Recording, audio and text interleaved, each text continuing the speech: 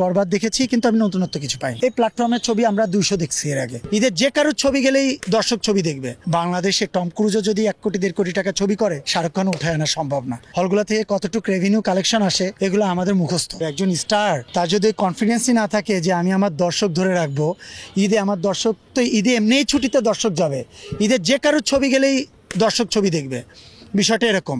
কিন্তু আমাদের যে স্টার, সুপারস্টার, মেগা স্টার, আমার মনে হয় সাকিব ভাইয়ের যে দর্শকগুলো আছে সে দর্শকগুলোকে আমার কন্টিনিউ বছরে রোলিং করানো উচিত, তাইলে আমার মনে হয় দর্শকগুলা হবে। আর আপনি যে বলছেন অনেক বাজেট অ্যাকচুয়ালি বাজেট কোথা থেকে কিভাবে উঠতেছে এটা আমি নিজেও ফ্যাক্ট না। আমার জানা মতে বাংলাদেশে টম ক্রুজও যদি 1 কোটি 1.5 কোটি টাকা ছবি করে, সে টাকার ছবি বাংলাদেশ থেকে শাহরুখ খান উঠায় আনা সম্ভব না।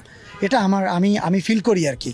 কারণ আমি নিজে আর্টিস্ট, যেহেতু আমার ছবি যখন রিলিজ হয় বা অন্যান্য ছবিও যখন রিলিজ হয়, যখন ছবিগুলো হলগুলোতে যায়, হলগুলো থেকে কতটুকু রেভিনিউ কালেকশন আসে এগুলো আমাদের মুখস্থ। সো কীভাবে কোথা থেকে টাকাগুলো কালেকশন হচ্ছে এটা আমার জানা নাই, বোধগম্য না।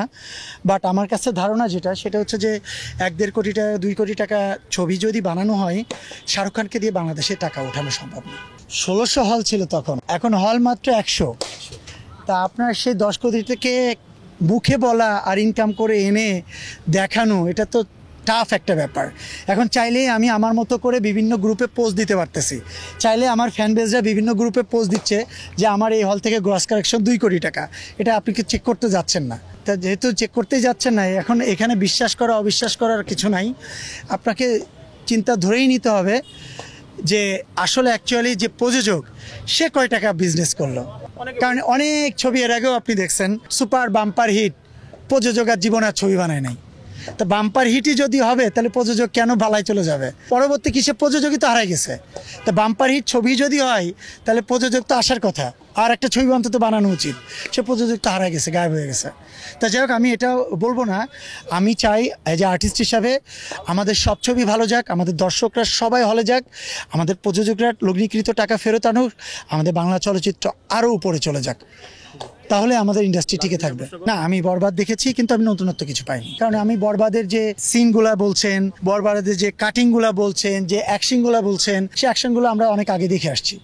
এমন যদি হতো যে গল্পের প্ল্যাটফর্মটা একটা মেয়েকে ভালোবেসে তাকে না পেয়ে তাকে মেরে ফেলতেছে, এই প্ল্যাটফর্মের ছবি আমরা 200 দেখছি এর আগে। এটাকে যদি একটু অন্য প্ল্যাটফর্মে আনা যেত, সোশ্যাল কাজে এই অ্যাকশনগুলা দিয়ে যদি ঢুকানো যেত, এইভাবেই যদি প্রেজেন্টেশনটা করা যেত, আমার মনে হয় আরো বেশি ভালো হতো আর কি।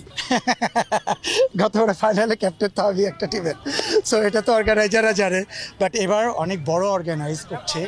এবার ওয়ালটন আছে, বসুন্ধরা আছে, টি স্পোর্টস আছে, আকিস গ্রুপ আছে, গোন্সমাইন আছে, হার্লেন আছে, এরপরে স্বপ্নধারা আছে। অনেক বড় মানে অনেক বড় একটা ব্যাপার। সো সব কিছু মিলিয়ে ফাইনাল ম্যাচটা পর্যন্ত আমাদের প্রতিটা ম্যাচ লাইভ করতেছে স্টেডিয়ামে যেহেতু খেলা। সো প্রতিটা চক আউট সাজানো। এবার আমার মনে হয় না কোনো ধরনের বিভ্রান্তি হবে, কোনো ধরনের প্রবলেম হবে।